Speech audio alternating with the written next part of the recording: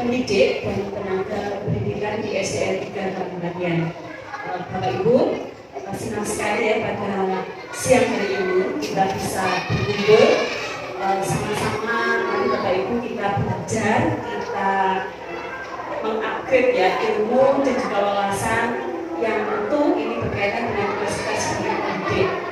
Dan Bapak Ibu, mari kita sama-sama berkolaborasi, sama-sama kita berbagi pemahaman, berbagi pengalaman terkait dengan penerapan budaya positif, khususnya di sekolah kita di SDN 3 Karangpawiran. Dan Bapak Ibu, sekaligus ini adalah bentuk aksi nyata dari modul 1.4 tentang budaya positif, di mana modul tersebut saya pelajari sebagai CGP Angkatan 8 Kabupaten Purwokerto. Jadi hari ini kegiatan kita kemas dalam bentuk diseminasi penerapan budaya positif di SDN 3 Karangpawiran. Mana semangatnya? Semangat! Semangat! Iya! Oh, luar biasa semangatnya Bapak Ibu, hebat semuanya. Seperti apa itu Pak? Budaya itu apa? Mungkin ada Bapak Ibu yang mengatakan pendapat apakah itu budaya dulu Pak? Budaya. Budaya itu misalnya di sekolah kita, misalnya dari pagi kita menyambut anak dengan senyum, sapa, ya, kemudian salim, itu juga budaya bukan Pak? Iya, itu juga budaya. Misalnya anak berangkat masuk kelas tidak terlambat misalnya, itu juga budaya. Budaya juga. Misalnya anak sopan, mungkin misalnya ketika lewat di depan orang yang lebih tua menundukkan badan, kemudian permisi, nah itu juga budaya. Nah, kalau itu budaya itu apa, Bapak Ibu? Iya, bisa. Jadi budaya itu adalah awalnya dari kebiasaan. Kebiasaan yang terus dilakukan kemudian menjadi budaya. Nah, kalau positif jelas berarti budaya yang positif, kebiasaan yang terus dilakukan kemudian menempel menjadi karakter anak dan lama-lama menjadi budaya. Itu adalah kemudian dari budaya positif. Bapak Ibu, pada kesempatan siang ini kita akan bersama-sama berbagi tentang beberapa hal. Ini yang pertama, ada perubahan pada belajar. Kemudian ada disiplin positif, kebutuhan dasar manusia, motivasi perilaku manusia, posisi kontrol restriksi, keyakinan kelas dan segitiga restitusi. Jadi coba kita ulik satu persatu ya, seperti apa konsep-konsep ini. Ini yang pertama, perubahan paradigma belajar Bapak Ibu. Jadi ini ada seorang tokoh ini mengatakan bahwa bila kita ingin membuat kemajuan perlahan, sedikit demi sedikit, ubahlah sikap atau perilaku Anda. Namun, bila kita ingin memperbaiki cara-cara utama kita, maka kita perlu mengubah kerangka acuan kita. Ubahlah bagaimana Anda melihat dunia, bagaimana Anda berpikir tentang manusia.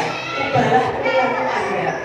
Skema pemahaman dan penjelasan aspek-aspek tertentu tentang realitas. Jadi Bapak Ibu, melihat kutipan ini, kita sebagai guru itu ketika ada permasalahan apapun, jangan kita menyalahkan keadaan, lingkungan, tapi apa? Kita ubah dulu kerangka berpikir kita, acuan kita, itu yang harus kita ubah. Nah, terkait dengan pembelajaran Bapak Ibu, paradigma yang sebelumnya yang sudah kita pahami, bahkan kita terapkan nih, kalau pembelajaran itu dengan model klasikal ya Bapak. Jadi klasikal itu kita itu mengajar dengan cara yang sama untuk semua murid kita. Terus kemudian kita juga menyelenggarakan pembelajaran yang aktif adalah gurunya. Jadi guru yang mendominasi proses pembelajaran.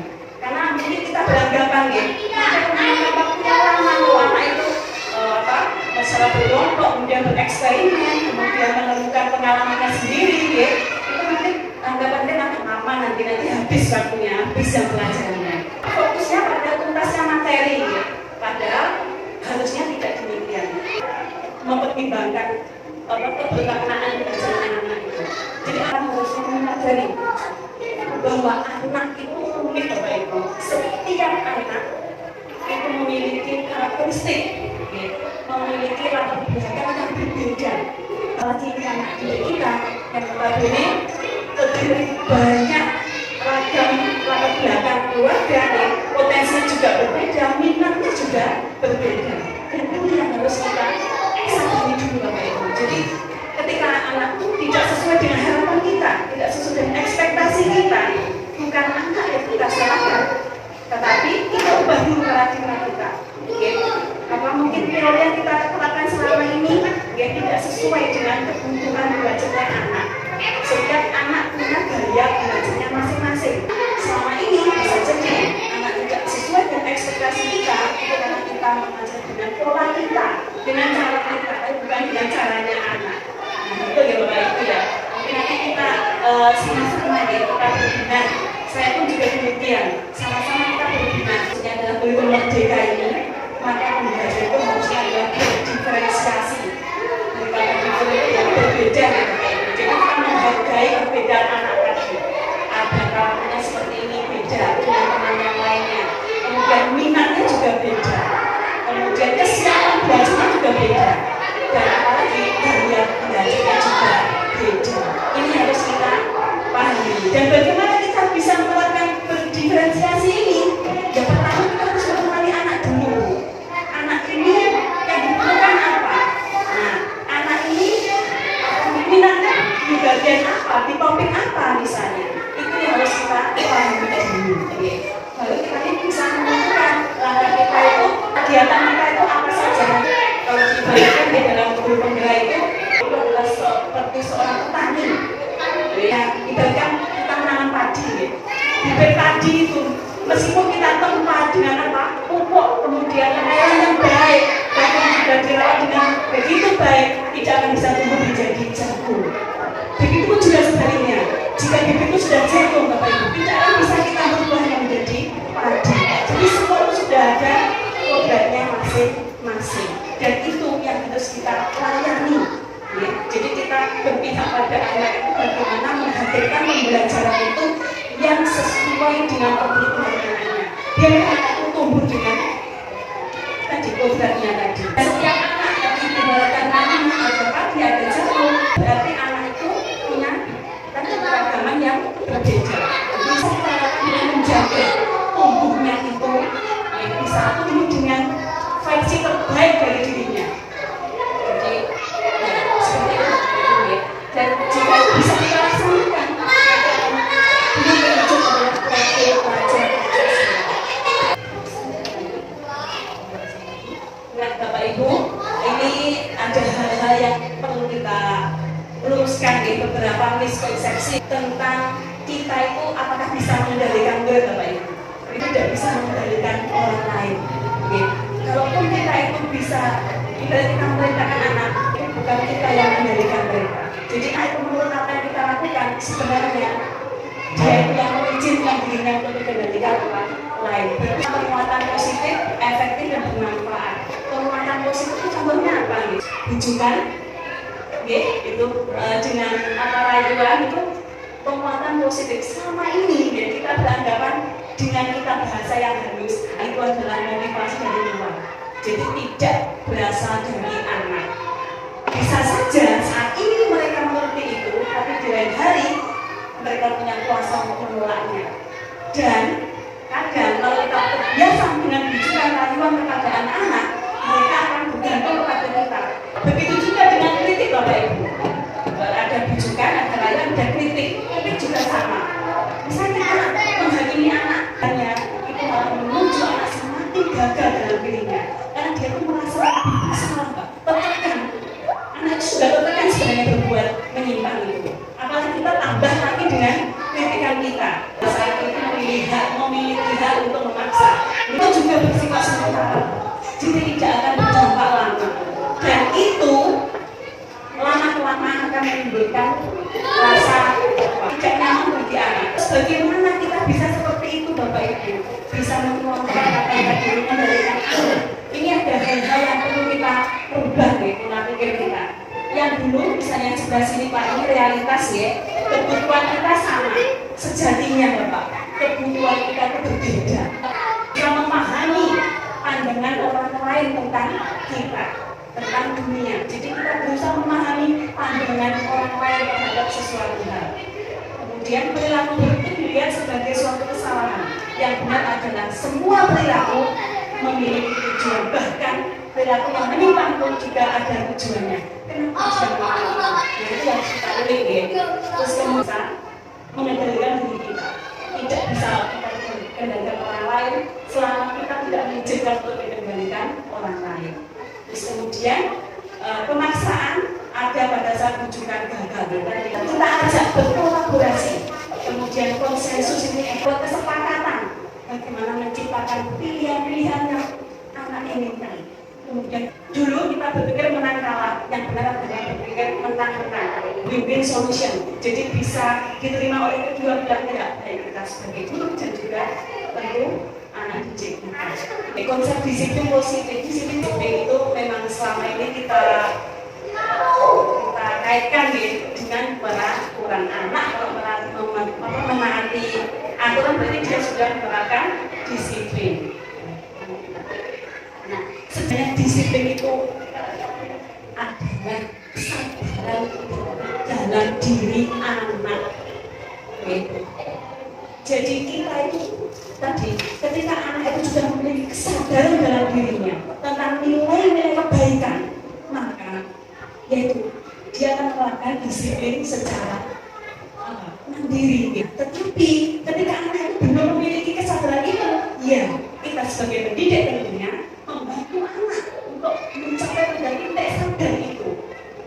Bukan dengan tadi paksaan, bukan pula dengan penghargaan.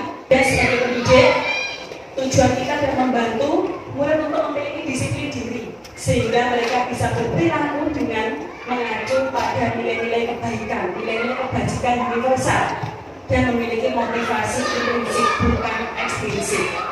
Selanjutnya, kebutuhan dasar manusia. Sejatinya Bapak Ibu, kebutuhan manusia yang pertama adalah kebutuhan bertahan hidup. Kita butuh makan, butuh tempat tinggal, kesehatan, ini adalah kebutuhan bertahan hidup. Kemudian yang kedua, kebutuhan kasih sayang dan rasa diterima. Ini misalnya kita butuh untuk diperhatikan, ya. Nah itu masuk kasih sayang dan rasa diterima. Sebaliknya kita juga memberi dan menerima perhatian dari orang lain, nah itu adalah kebutuhan kasih sayang dan rasa diterima. Kalau aku penguasaan ini berkaitan dengan pengakuan atas kemampuan, jadi merasa dihargai. Dan yang keempat, kebebasan. Kebebasan itu terkait dengan pilihan. Ada rasa dia diberikan kesempatan untuk berekspresi, diberikan kesempatan untuk mengeksplorasi ide, gagasannya, pemahamannya sejauh mana. Kelima adalah kesenangan. Kesenangan ini berarti seperti ya kita ajak anak-anak untuk bermain, tertawa-tertawa. Kelima hal ini bisa kita penuhi, maka hidup kita tentu akan seimbang dan bahagia ya Bapak Ibu. Terus kita ketika anak menyimpang dari apa yang sudah kita sampaikan misalnya, kita harus tahu dulu apa alasan anak berubah. Siswa kelas 1 namanya Doni misalnya. Doni ini diketahui ini mengambil bekalnya anak atau teman lainnya. Nah temannya itu nangis terus lapor ke gurunya. Nah kemudian kita nanyai kepada si Doni. Lalu kita tahu berarti butuhnya dia apa Pak? Kebutuhan apa? Bertahan hidup. Memang melakukan itu menyimpang karena dia butuh makan. Dia lagi misalnya Doni lagi, Don, bener kamu ngambil bekal temanmu? Iya Bu. Kenapa? Misalnya dia menjawab, saya itu bosan loh Bu. Kita coba bekalnya teman, lauknya macam-macam. Dia melakukan itu karena apa Bapak Ibu? Berarti dia butuh kebutuhan hasil itu kebebasan. Seperti itu Bapak Ibu ya. Jadi ketika anak itu berbuat sesuatu, yang pertama kita lakukan adalah kita mencari tahu dulu. Pasti ada kebutuhan dasar yang tidak terpenuhi oleh dia. Kelima itu nanti yang mana? Masuk ke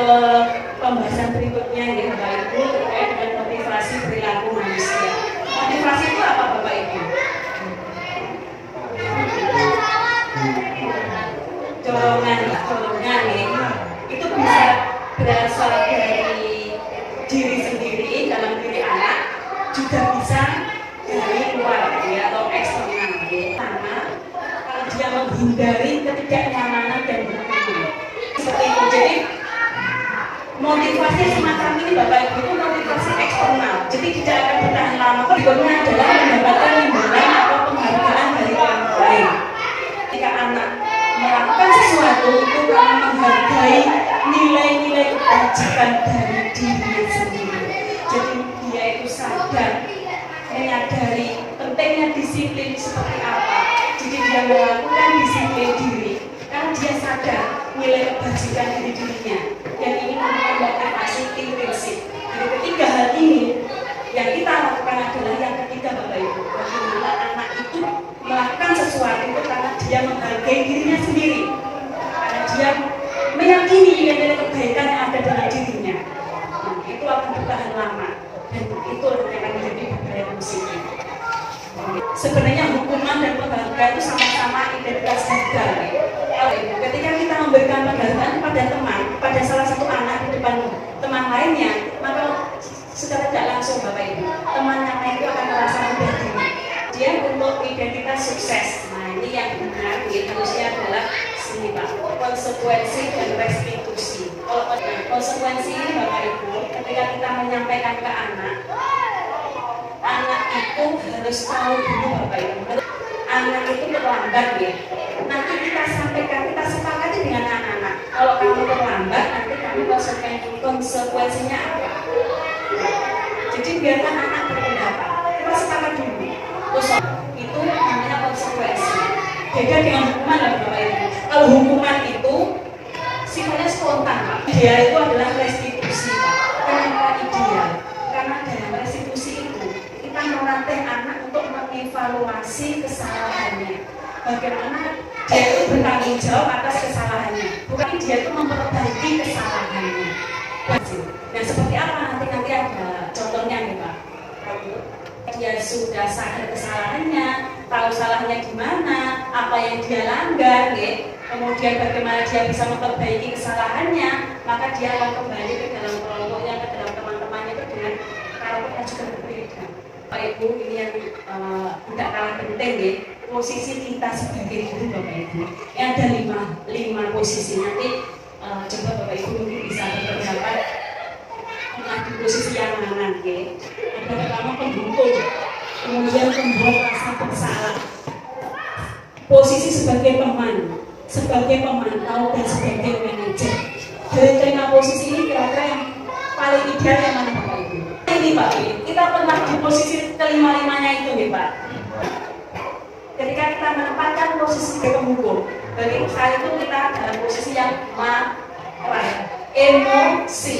Kita memposisikan sebagai teman baik Bapak Ibu. Kita tuh akrab dengan anak, ramah dengan anak, ya. Kita menasihati anak juga dengan senyum, ya. Dengan memberikan pemahaman. Tapi sebenarnya, ya, itu berdampak bahwa anak itu akan bergantung kepada kita. Posisi sebagai pemantau. Kalau pemantau ini tadi Pak, itu membawa list Pak, buku, catatan aturan dan konsekuensi. Itu kalau pemantau. Jadi para bersama. Dan yang kelima adalah posisi manajer. Nah, manajer di sini Bapak Ibu ini terkait dengan restitusi tadi. Jadi kita itu memperlakukan anak sesuai dengan porsinya. Jadi ketika anak itu berbuat salah, bukan kita itu melegalkan anak berbuat salah, tetapi kita ulik dulu alasannya apa anak itu berbuat salah. Cek. Ya cek terus Pak, dicek dulu, pasti ada alasannya. Kemudian kita kaitkan dengan nilai-nilai kebaikan yang sudah dia yakini. Dari situ nanti akan tumbuh bagaimana anak itu punya solusi atas masalahnya sendiri. Manajer ya, bagaimana anak bisa memperbaiki kesalahannya. Dan ideal adalah posisi manajer Bapak Ibu ya. Nah, kita mengkombinasikan pemantau dan manajer boleh. Ini yang selanjutnya adalah keyakinan kelas Bapak Ibu. Kesepakatan ya, kesepakatan kelas. Jadi keyakinan kelas ini beliau menjadi keyakinan sekolah. Karena kita membuat keyakinan kelas dengan anak-anak. Kita menggunakan kata keyakinan kelas, bukan peraturan kelas, bukan tata tertib kelas. Kita memakai helm saat berkendara, Pak. Ini alasannya apa, Pak? Terima kasih. itu adalah demi keselamatan kita. Nah, pakai helm ini karena demi keselamatan gitu. Nah, itulah namanya keyakinan. Lagi misalnya, kenapa kita harus cuci tangan? Misalnya pakai masker dulu pas juga kesehatan, itulah nilainya Bapak Ibu. Nilai kebaikannya di situ, keyakinannya di situ. Jadi bukan peraturan. Nah, kalau peraturan itu Bapak Ibu itu sudah ada. Nah, tapi kalau keyakinan itu kita buat kesepakatan dengan anak-anak, ya, apa-apa yang boleh dilakukan, apa-apa yang tidak dilakukan. Biarkan anak berpendapat Bapak Ibu. Nah, itu sekaligus bisa saya sampaikan bagaimana cara membuat keyakinan kelas. Oke. Ini yang pertama Bapak Ibu. Nanti kita berdiskusi dengan anak-anak itu, curah pendapat. Biarkan anak itu berargumen, berpendapat. Kita data saja dulu. Apapun pendapat anak kita data. Misalnya apa yang diinginkan untuk kelas kita. Setelah itu, meskipun nanti sampai 10 kalimat, 20 kalimat tidak apa-apa. Setelah anak cukup untuk berpendapat, setelah itu mari kita ubah dari kalimat anak-anak tadi yang masih bentuknya negatif, kita ubah menjadi bentuk positif. Jadi misalnya tadi tidak membuang sampah, berarti kita ubah buang sampah pada tempatnya. Seperti itu. Dan setelah itu semua sudah kita bentuk menjadi kalimat positif, setelah itu kita kelompokkan Bapak, kita kerucutkan kalimat-kalimat yang punya nilai yang sama. Itu kita jadikan satu. Nilai kebajikan yang sama kita jadikan satu. Misalnya tadi membuang sampah, kita membuang sampah pada tempatnya, menjaga kebersihan dalam nilai yang sama. Nah, itu kita kerucutkan. Setelah itu kita sampaikan ke anak-anak ini, keyakinan kelas kita seperti ini. Bagaimana? Ini dari kalian terus disepakati bersama. Ya, so kita tempelkan dalam kelas, di mana anak bisa mengakses dengan mudah terlihat, ya. Dan lagi Bapak Ibu ya, yang penting juga tentang keyakinan kelas ini tidak terlalu banyak. Ya. Misalnya keyakinan kelas itu misalnya 5 sampai 7 maksimal, Pak. Jangan terlalu banyak. Mohon maaf tentang keyakinan kelas. Ya. Apakah dengan keyakinan kelas tadi kita boleh dengan misalnya ketika anak-anak melanggar keyakinan kelas tadi, apakah bisa langsung untuk diberikan konsekuensinya? Apakah kita, misalnya si anak A ya, si Adi misalnya, tadi keyakinan kelasnya kan buanglah sampah pada tempatnya. Pada suatu saat si Adi ini dia membuang sembarangan, nah ketahuan. Nah, apakah anak tersebut bisa langsung diberikan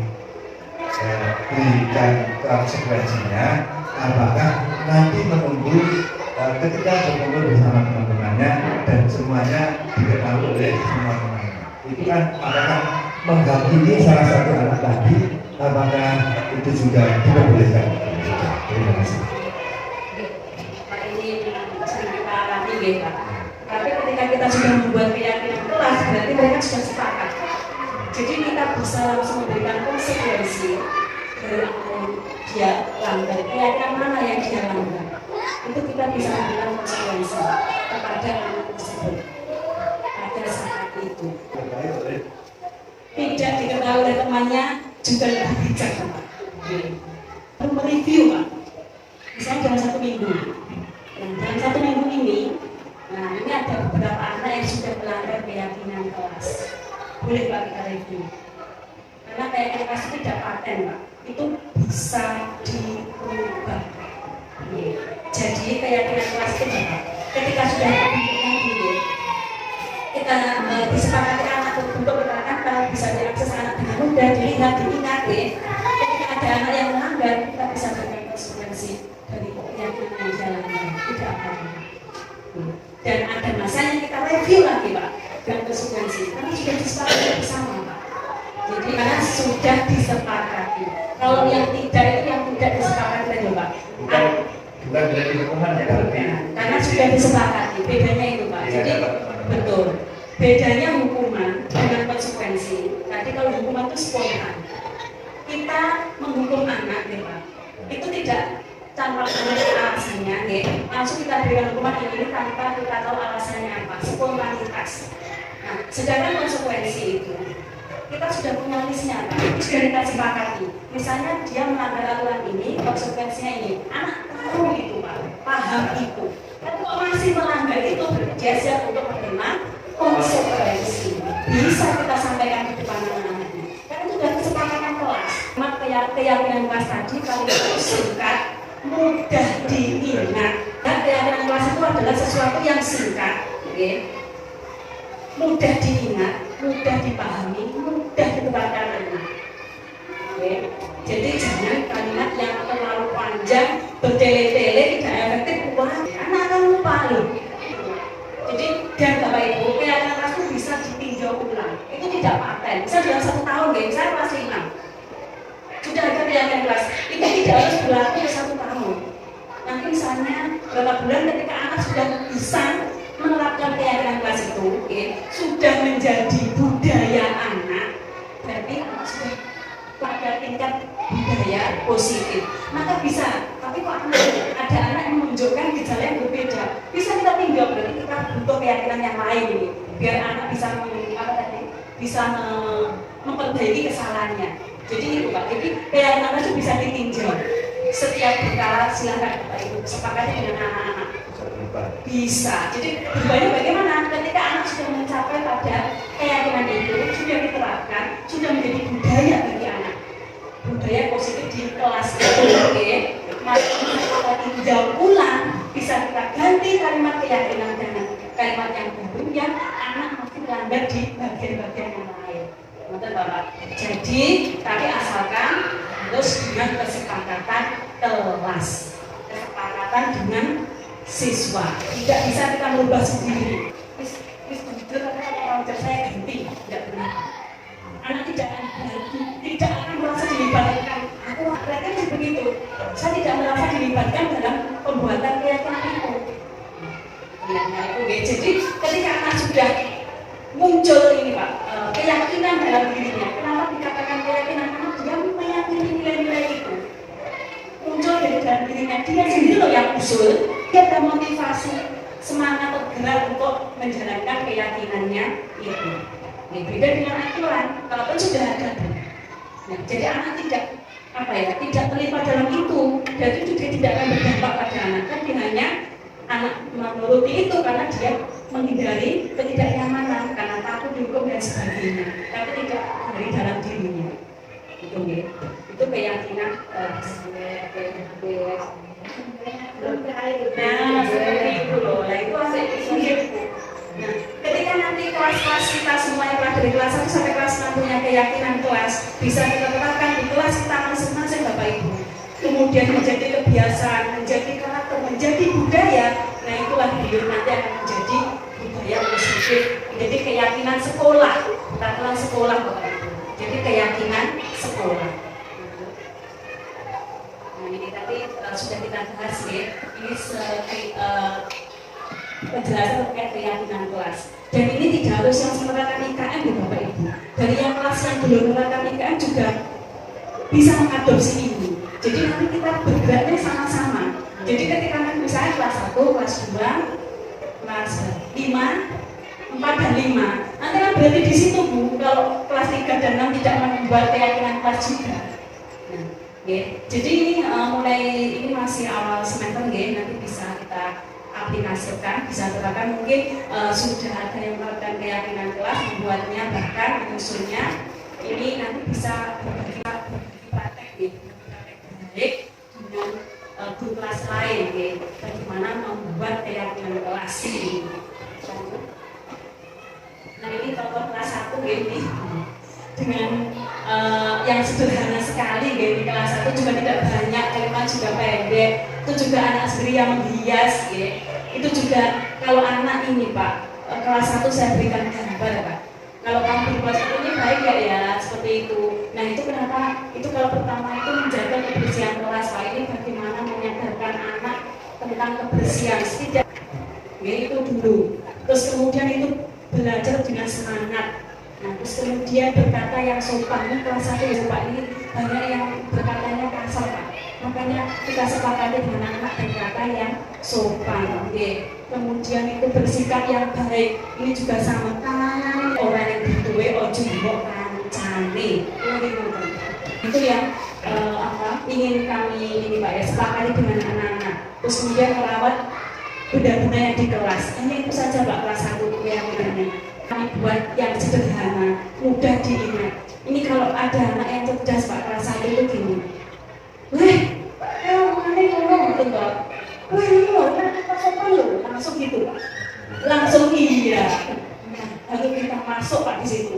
Berarti dia sudah bisa memahami keyakinan kelas dalam porsi yang kecil. Tidak apa-apa, pasti terdampak untuk anak. Karena mereka yang membuat aku sendiri. Wis janji loh ya. Nah itu, weh berkacanya yang Bu, orang sopan nggak langsung gitu. Karena dia itu patokannya itu. Dia tentu dengan skala yang kecil karena masih kelas 1 ya Pak. Berproses ini juga butuh waktu Bapak Ibu. Tidak bisa spontan bocah langsung ini tidak bisa. Juga butuh waktu, butuh pembiasaan. Kita juga henti-hentinya mengingatkan. Ya. Ini yang terakhir Bapak Ibu, sedikit restitusi ini yang adalah budaya positif ya. Restitusi ini Bapak Ibu, ini adalah proses dialog Bapak Ibu. Kita proses pendekatan secara personal dengan anak yang sedang bermasalah. Jadi ketika anak berbuat menyimpang, melakukan kesalahan, yang pertama kita lakukan adalah restitusi. Jadi kalau jadi bagaimana membiasakan restitusi. Jadi apa itu? Yaitu kita melakukan dialog dengan anak murid ya, tentang apa yang dia lakukan. Kita gali Pak, alasan dibalik dia melakukan itu apa. Itu pasti ada alasannya. Nah, harapannya apa? Ketika kita sudah melakukan restitusi ini, anak itu akan sadar dengan sendirinya. Memang butuh proses Bapak ini. Kemudian dia akan bertanggung jawab atas perbuatannya. Kelak dia akan menjadi anak yang mandiri. Kenapa demikian? Nanti kita coba satu persatu ya. Kenapa dikatakan segitiga Pak? Ini segitiga itu ada 3 sisi ya. Ini juga ada 3 langkah Pak restitusi. Yang pertama adalah menstabilkan identitas. Di sini Bapak Ibu, ketika anak berbuat salah, ayo kita ajak dia itu ngomong berdua lah ya Pak. Di situ kita tanya, jangan langsung kita gali dari sisinya anak itu. Teman yang apa loh ya, jangan kok kayak aneh nanti. Nah, anak akan langsung cerita ini Pak. Jadi jangan kita menghakimi di awal. Dan di situ nanti kita sampaikan bahwa setiap orang itu pernah melakukan kesalahan. Setiap manusia itu pasti berbuat salah. Salah itu wajar. Itu kita sampaikan ke anak. Bukan kita melegalkan kesalahan anak, tidak Bapak Ibu. Tetapi bagaimana agar anak itu punya rasa bangkit dari identitas gagal berbuat salah menuju identitas yang sukses. Sukses dalam arti bisa memperbaiki kesalahannya. Pertama, yaitu kita menstabilkan identitas. Kita sampaikan, boleh, memang wong yang mesti keliru, jadi salah itu apa-apa. Kita sampaikan seperti itu. Tapi ini Bapak Ibu akan menjadi sopo sing salah, sopo sing benar, tidak. Sampaikan itu Bapak Ibu.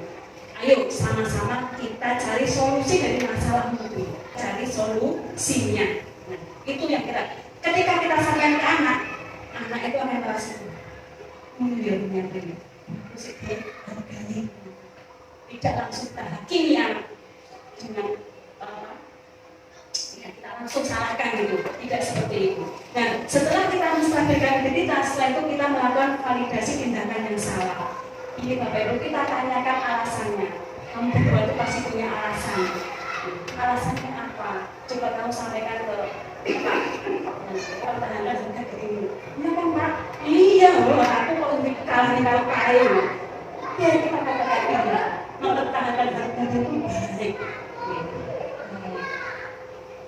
Bahkan kita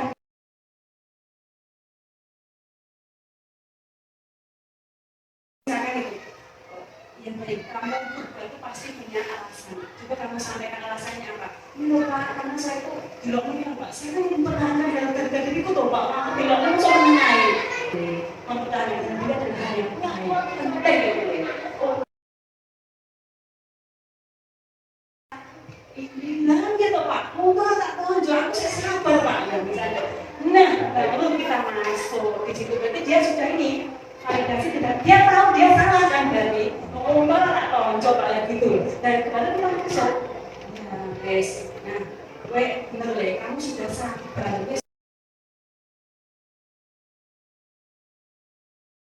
Nah, saya kita masukin sudah. Kalau begitu dari tindakan tadi, apakah kamu melanggar keyakinan kelas? Nah, dari segitiga ini Pak, kuncinya tadi ada di keyakinan kelas. Jadi tadi, oh iya Bu, aku juga mau berkali-kali, ternyata ini saya melanggar keyakinan kelas. Iya. Tidak mengerti yang lain misalnya. Saya semena-mena ada teman. Nah, jadi dia kan sadar. Yang itu, nah, pada saat kita masuk Bapak Ibu, bahwa ya, berarti kamu sudah tahu kamu melanggar keyakinan kelas. Keyakinan kelas yang kamu langgar adalah ini. Nah, sekarang kamu punya solusi apa untuk memperbaiki kesalahanmu?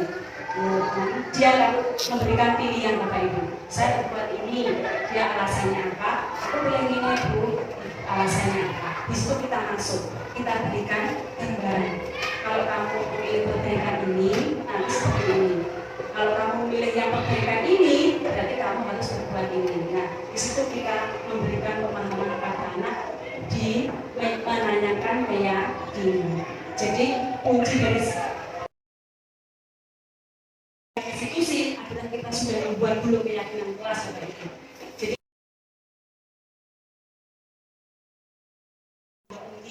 yang mana yang kamu langgar. Jadi anak-anak berpendapat. Jadi kunci keberhasilan institusi adalah ketika kita sudah membentuk keyakinan kelas dengan anak dan menjadi kebiasaan mereka. Terus kemudian Bapak Ibu yang tidak kalah penting ya, institusi ini tentu Bapak Ibu butuh proses ya, tidak semudah kita membuat skenario harus kemudian begini tidak, memang nanti kondisional. Kita juga melihat seperti apa permasalahan yang ada di lapangan ya. Tentu akan berbeda. Tetapi yang harus kita ketahui sebagai pendidik Bapak Ibu, ketika kita sudah bisa membantu anak mengatasi masalah itu dalam satu, nanti kita akan terlatih Bapak Ibu sebagai pendidik, kita akan terlatih mengatasi masalah lagi. Karena sudah pernah diskusi yang kemarin.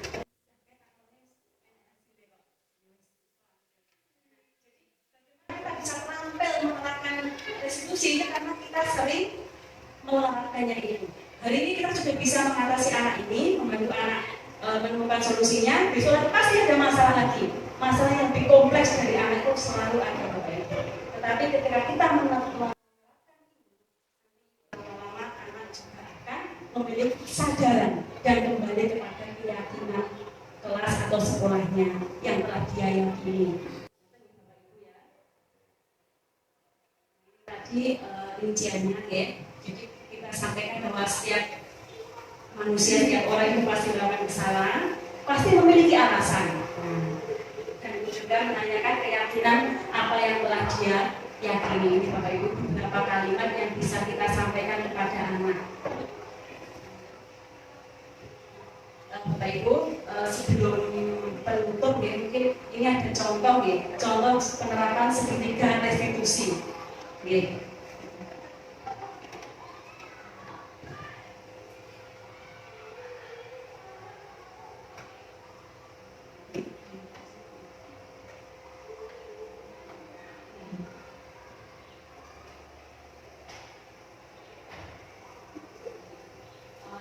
Ini Bapak Ibu adalah edukasi tentang segitiga restitusi ya. Ini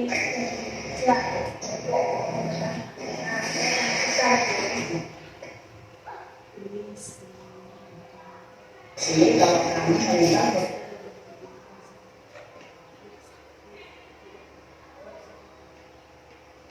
kalau tadi itu mendapat informasi kalau kami melihat program minimal benar begitu ya anak Ya, benar Bu.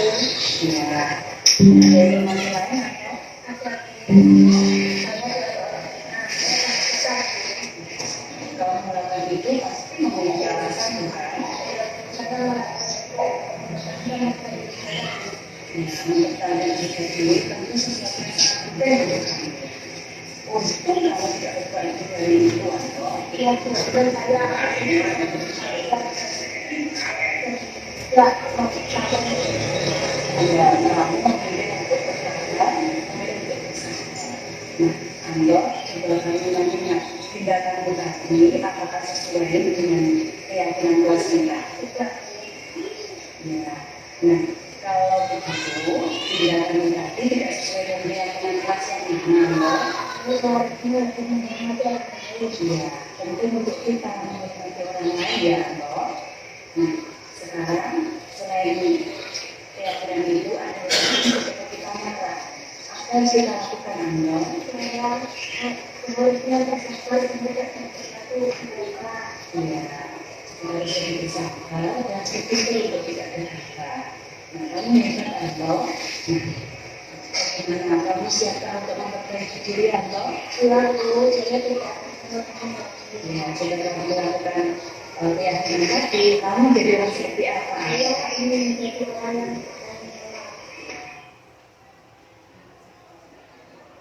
Itu contoh ya Bapak Ibu penerapan segitiga restitusi ya, dengan berbagai kalimat, pernyataan dan juga pertanyaan. Intinya kita memberikan pertanyaan kepada anak itu untuk menggali ya, dari sisi anak, bukan dari sisi kita ya, dari sisi anak. Setelah itu baru kita bisa mengajak anak untuk berkomunikasi, menemukan alasannya, kemudian bagaimana dia bisa memperbaiki kesalahannya. Nah, tentu ya kita kondisional ya dengan permasalahan yang ada di lapangan ya Bapak Ibu. Dan kuncinya adalah di keyakinan kelas. Ketika sudah terbentuk, berarti kita punya alasan yang itu. Jadi kita sampaikan nilai-nilai apa yang kamu langgar dari perbuatan itu. Nah, dia akan menyampaikan itu karena dia merasa membuat keyakinan kelas itu juga. Oke, gitu. Dan ya Bapak Ibu.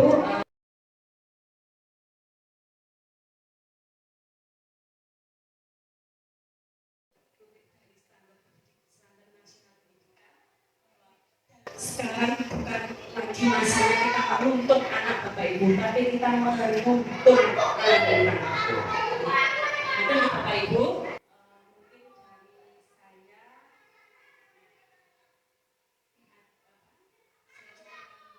kita ke sesi pertanyaan ya Bapak Ibu.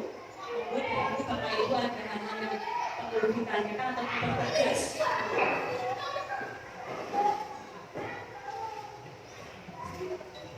Terima kasih atas waktu yang kepada saya. Saya sangat tertarik tentang tema kita hari ini, yaitu tentang pengaruh gaya positif yang ada di tiga rapat. Saya sangat tertarik sekali, yaitu kaitannya dengan tadi keyakinan kelas. Saya terutama guru matkul, ya, guru yang lain misalkan membuat kesepakatan atau keyakinan kelas. Kemarin ini sudah saya praktekkan yang satu kali yang nah di situ kaitannya saya tulis di papan tulis kesepakatan kelas atau PABB. Nah, di situ saya juga gali dari anak-anak. Kesepakatannya ada 5, di situ juga dimunculkan sanksinya. Saya bacakan nih. Yang pertama untuk kesepakatan yang kemarin berwudu terlebih dahulu sebelum berangkat sekolah. Terus yang kedua membawa jus sama, yang ketiga membawa peralatan sholat, yang keempat imam sesuai urutan absen kelas, yang kelima menghafal asmaul husna.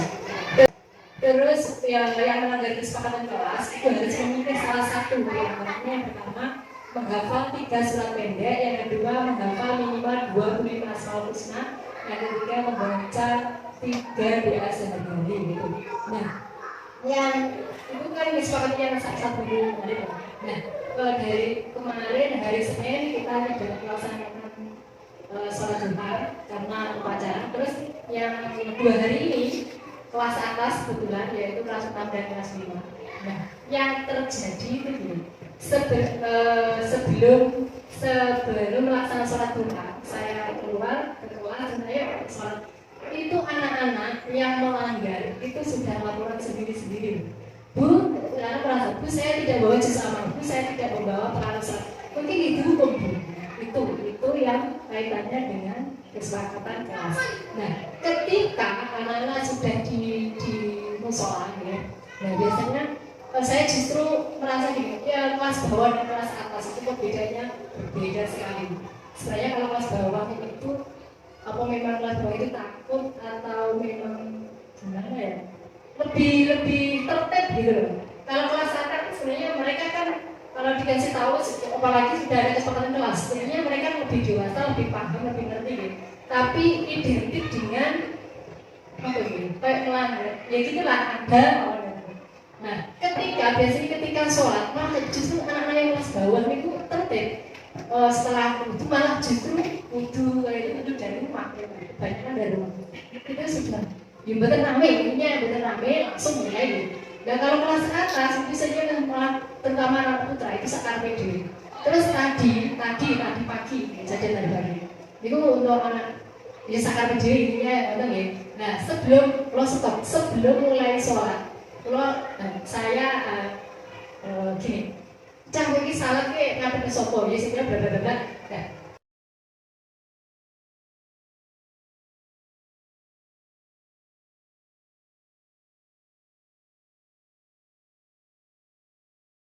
Saya diam terus bilang, nah di situ saya memunculkan istilah itu dan jadi saya tertarik yang kita tidak bisa mengendalikan anak ini loh. Tapi di satu sisi dengan fakta yang terjadi di lapangan, saya ngekoyo seakan-akan harus memunculkan sanksi anak itu gimana ya melakukan itu. Terus kayak gini, pokoknya itu lah memulai salat cek pisang ya. Nanti sholat sendiri di kantor kepala sekolah. Itu sebenarnya saya mengatakan itu kesannya anak-anak itu udah boncian betul. Nah, tapi lihat saya gini, ketika nanti anak-anak kok seistiqomah dihitungkan, misalnya itu kok KPD ya, nanti itu saya benar-benar akan kolaborasi dengan ajaran itu. Tapi ketika anak kok ternyata saya berkata begitu anak-anak sudah rapi, sudah melakukan dengan sampai selesai, tidak ada yang enggak saya enggak mampu. Kebetulan filmnya hari ini gitu.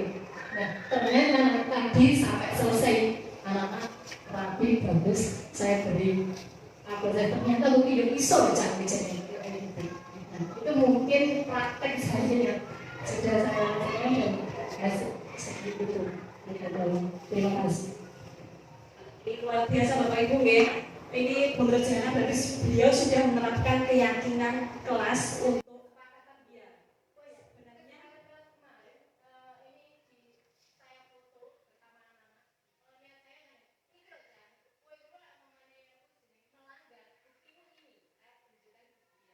jadi kesepakatan kelas atau keyakinan bersama. Jadi keyakinan kelas juga kesepakatan kelas.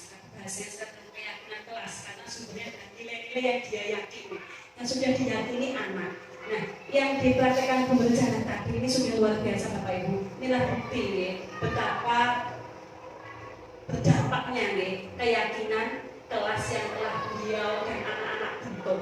Dan terkait dengan konsekuensi yang paling ideal nih, itu harus disepakati dengan anak.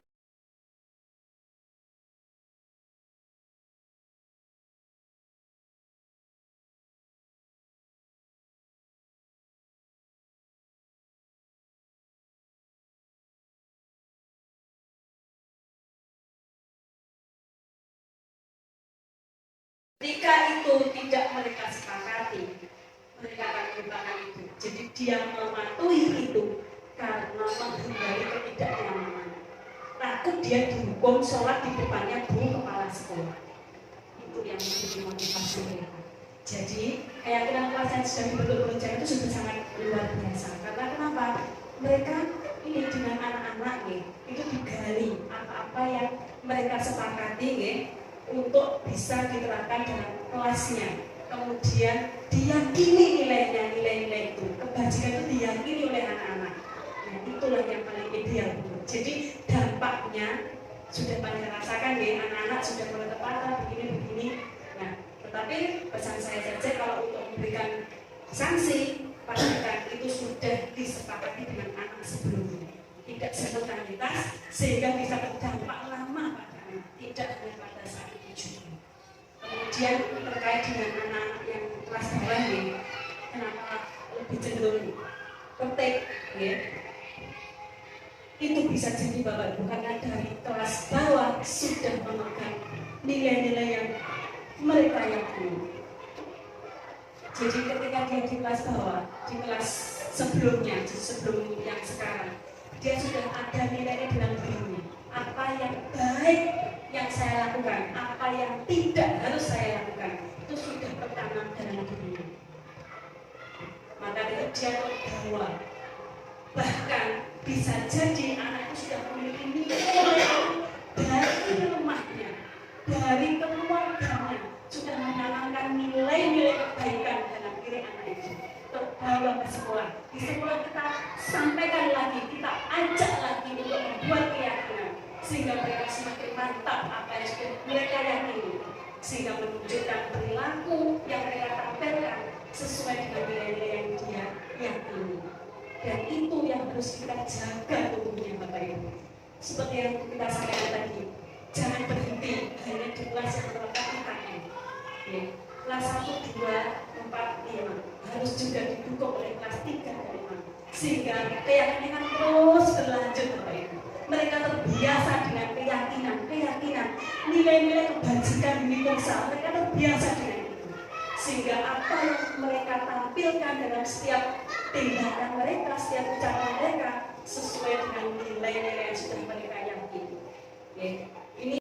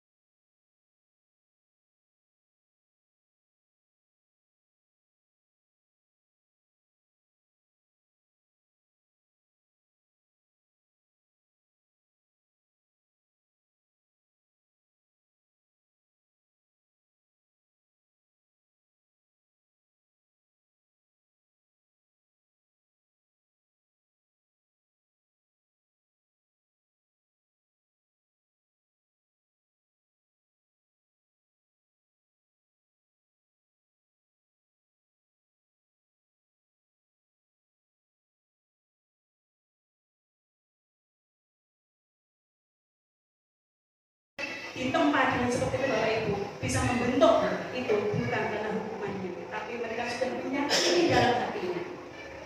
Jadi nilai-nilai ini yang saya yakini, maka saya patuh, saya dihukum pun saya mau karena mereka sudah yakin dengan nilai-nilai dalam hatinya. Tadi betul bisa ditinjau, bisa ditambahkan, bisa juga dikerucutkan lagi, asalkan dengan keyakinan bersama, dengan kesepakatan dengan anak didik kita, tidak dengan sepihak kita. Ya, jadi anak bertahu sudah merasa dilibatkan dalam pembentukan. Kalau dia melanggar, dia tahu konsekuensinya apa. Tidak spontan kita membuat shock terapi langsung kita gitu. Nah itu dampaknya hanya jangka pendek. Nanti lain kali juga kasusnya akan beda, pelanggarannya juga beda karena tadi tidak disepakati dari awal. Mungkin seperti itu gitu Bapak Ibu ya, terkait dengan budaya positif. Sekali lagi memang Ibu ini tidak bisa instan ya, ini adalah perlu proses dan berjenjang, tidak berhenti di satu jenjang tertentu, tapi harus terus berkesinambungan, berproses dan membutuhkan waktu juga kesalahan kita ya, sehingga pada saat nanti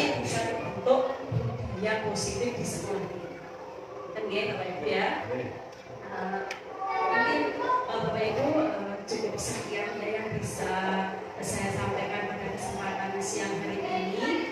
Semoga apa-apa yang telah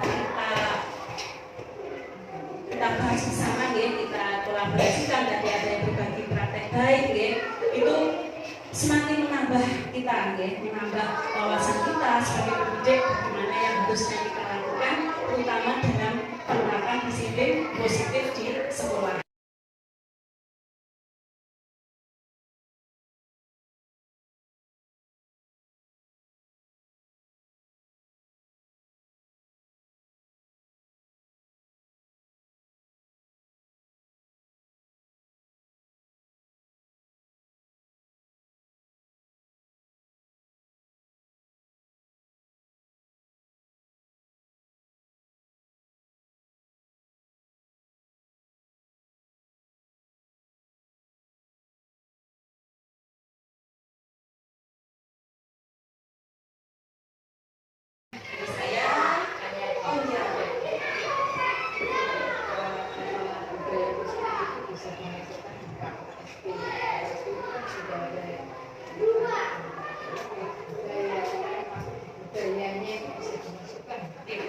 Terkait dengan KOSP Buyung itu, kalau budaya positif itu nanti bisa karena nanti kan kalau dulu kita karena peraturan sekolah ya, nanti kita ganti dengan keyakinan sekolah, dan itu sumbernya dari keyakinan kelas. Kuncinya dari keyakinan kelas juga ini. Kalau setiap kelas sudah membentuk keyakinan kelas, itu nanti kita padukan menjadi keyakinan sekolah, dan itu menjadi tadi peraturan tadi kita itu menjadi keyakinan sekolah, membentuk budaya positif.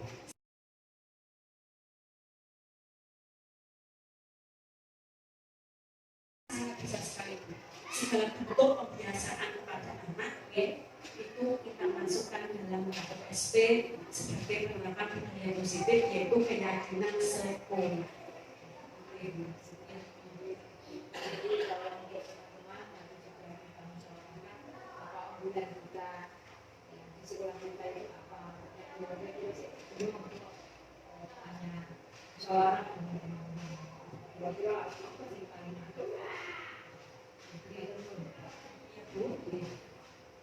memang ini Buyung kita harus selalu berkolaborasi ya, sharing kemudian jadi kita juga tahu apa yang dirasakan guru kelas di kelasnya masing-masing itu apa yang murid-murid inginkan gitu ya. Jadi nanti bisa kita kembangkan dalam misalnya program apa yang akan kita kembangkan di sekolah kita penting buat ya. Baik Bapak Ibu, dari saya cukup sekian. Semoga apa yang kita bahas bersama hari ini, kita diskusikan, ini bisa benar-benar kita terapkan nih. Kita coba dengan sungguh-sungguh, dengan tulus, semuanya demi mendampingi anak, menuntun anak, bukan menuntut anak nih. Jadi pada nantinya kita bisa menerapkan budaya positif di sekolah kita di SD 3 Karangpati yang pada akhirnya kita bisa membantu siswa murid kita menjadi murid yang memiliki karakter profil pelajar Pancasila. Dan penerapan disiplin positif, hendaknya guru itu memiliki standar kepribadian, profesional dan sosial yang tinggi. Bagaimana mampu merefleksi pada posisi kontrolnya saat ini. Bagaimana dia sebagai seorang among, posisi manajer yang menuntun murid-muridnya menjadi insan yang mandiri, merdeka dan bertanggung jawab. Ibu ya, bagi saya akhiri. Assalamualaikum warahmatullahi wabarakatuh. Waalaikumsalam warahmatullahi wabarakatuh.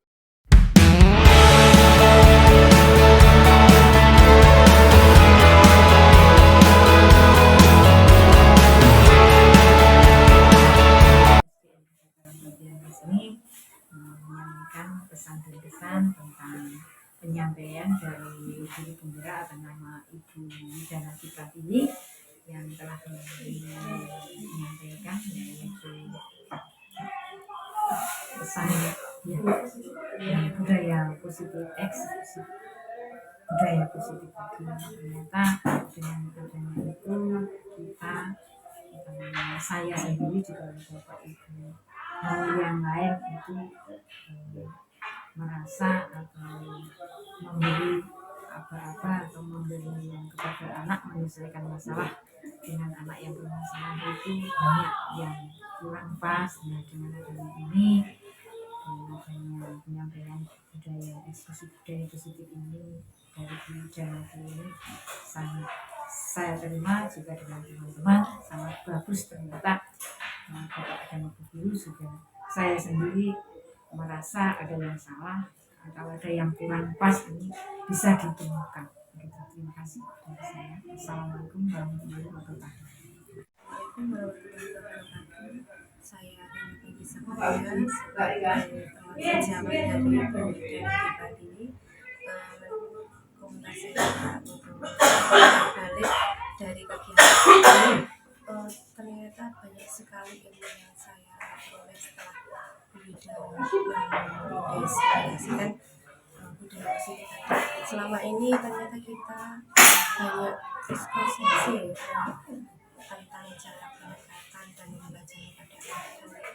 Setelah diadakan diseminasi dari Bu Ida tadi, kami memiliki banyak pengetahuan yang baru. Insya Allah kami akan belajar memperbaiki diri untuk memberikan pelayanan yang terbaik pada siswa kami. Sekian dari saya. Wassalamualaikum warahmatullahi wabarakatuh.